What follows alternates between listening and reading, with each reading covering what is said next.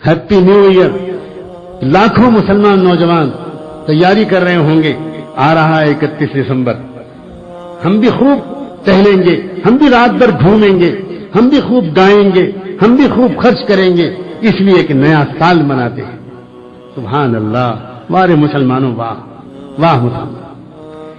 ہزاروں لاکھوں لڑکیاں مسلمانوں کی اس 31 دسمبر کی رات میں شاندار کپڑے پہن کر, جینس پہن کر سڑکوں پر نکلیں گی, رات رات بھر تماشا کریں گی, اس لیے کہ ان کو یہ دکھانا ہے کہ ہم اصل میں عیسیٰ علیہ السلام کے بڑے قدر کرنے والے ہیں. عیسائی کیلنڈر کا ایک نیا سال شروع ہو رہا ہے نا, عیسیٰ علیہ السلام سے نسبت رکھتا ہے یہ نیا سال. تو جب وہ نیا سال آ رہا ہے عیسیٰ علیہ السلام کی نسبت رکھنے والا, تو ہمیں تو بہت کچھ کرنا چاہیے. پھر یہ اس امت کا حال یہ بھی خراب ہوا کہ جب اس نے دیکھا کہ دنیا کے عیسائی عیسیٰ علیہ السلام کا جشن ولادت اس طرح مناتے ہیں, تو ان مسلمانوں کو یہ جوش آیا. انہوں نے کہا کہ اچھا تم عیسیٰ کا جشن ولادت اس طرح مناتے ہو, تو ہم بھی محمد رسول اللہ کا جشن میلاد منا کر دکھائیں, ہم بھی منائیں, ہم بھی خود فضول خرچیاں کریں گے, ہم بھی جلوس نکالیں گے, ہم بھی علم نکالیں گے, ہم بھی ڈھول تماشے نکالیں گے, ہم بھی نمازیں چھوڑیں گے, ہم بھی خوب تماشے کریں گے, اس لیے کہ حضور پاک صلی اللہ علیہ وسلم کے جشن میلاد منا رہے ہیں.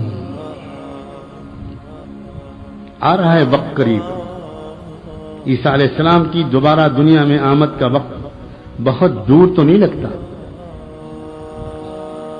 اس کے بعد کیا ہوگا؟ حضور اکرم صلی اللہ علیہ وسلم نے صاف فرمایا ہے, تم میں سے جو عیسیٰ کے قریب جا سکے, مل سکے, تو عیسیٰ سے میرا سلام کہہ دینا.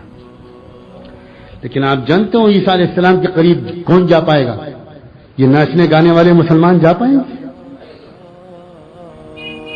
یہ تو صلیبیوں کے ساتھ کر دیے جائیں گے, جاؤ تم دجال کے ساتھ, تمہارا کوئی تعلق نہ عیسیٰ سے ہے نہ محمد سے.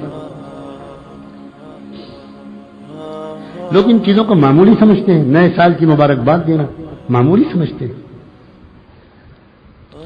ایک روزہ 10 محرم کے دن اللہ کے رسول صلی اللہ علیہ وآلہ وسلم نے جب پوچھا کہ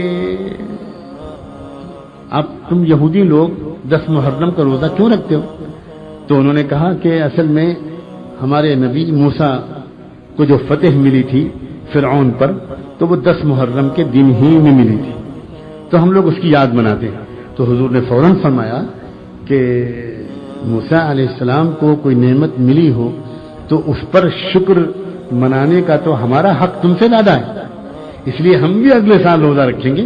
ہاں ایک کام کریں گے, ہم ایک روزہ اس کے ساتھ ملا دیا کریں گے تاکہ تمہارے عمل سے مشابہت نہ ہو جائے. پتا چلا اللہ کے رسول نے ایک بات یہ سکھائی ہے کہ نیک اعمال بھی اس طرح کرنا کہ اس میں بھی غیروں کے ساتھ مشابہت نہ ہو جائے, گمراہ لوگوں کے ساتھ مشابہت نہ ہو جائے. جس نبی نے اپنی امت کو نیک اعمال کے ساتھ مشابہت اختیار کرنے سے منع کیا ہے, وہ امت ناچ گانے میں بھی اپنے نبی اپنے دشمنوں کے ساتھ مشابہت اختیار کر رہی ہے. یہ SMS بھیجنا, یہ نئے سال کی مبارکباد دینا, یہ کارڈ دینا, یہ تبادلہ کرنا, یہ ہائی ہیلو کرنا, یہ اس طرح کی تقریبات کرنا, یہ کیک کاٹنا, یہ اس رات کو تفریحات میں گزارنا, یہ سب کا سب کفر میں شرکت ہے اور کفر سے مشابہت ہے, یہ اس سے کم نہیں ہے. آج کی اس مجلس میں اللہ تعالی ہمیں چند نعمتیں عطا فرما دے. پہلی بات, ہمارے دل کو ایک شدید گہرا تعلق ہو جائے عیسیٰ علیہ السلام سے, سارے نبیوں سے اور اپنے محمد مصطفیٰ صلی اللہ علیہ وآلہ وسلم سے بھی, اور عیسیٰ علیہ السلام سب سے تعلق ہو جائے. حضرت مریم سے ہمارا تعلق ہو, حضرت مریم کی محبت اور عقیدت ہمارے دل میں ہو, اور ہم اپنی بچیوں کی جب تربیت دیں, اپنی بچیوں کو پالیں پڑھائیں, تو کوشش کریں کہ حضرت مریم کی ادائیں اپنی بچیوں کے اندر اتاریں, کسی طرح سمجھا بجھا کر بھی اتاریں, دعائیں مانگ کر بھی اتاریں. ایسے ہی جگہ پر ان کو تعلیم حاصل کرنے کے لیے بھیجیں جہاں ان کو بے حیائی اور بے پردگی نہ سکھائی جائے, بلکہ مریم والی پاک دامنی سکھائی جائے. ہر وہ نوجوان جس کی ابھی شادی نہ ہوئی ہو وہ اللہ پاک سے یہ دعا مانگے، اللہ مجھ کو بھی پاک دامن رکھیے اور اللہ مجھے کوئی پاک دامن شریک زندگی دے دے، اللہ مجھے کوئی پاک دامن بیوی عطا کر دے۔ جو میاں بیوی پاک دامن ہوتے ہیں الطیبات للطیبین اور پاک دامنی کے ساتھ زندگی گزارتے ہیں، اللہ ان کی اولاد کو بھی پاک دامن رکھتے ہیں، خاندان پاک دامن بنتا ہے، اس کی وجہ سے برکتیں اترتی ہیں اس گھرانے میں۔ عیسیٰ علیہ السلام کی شخصیت کا ایک پیغام محبت کا، خیر خواہی کا، خدمت کا، صبر کا، برداشت کا، ایثار کا بھی ہے۔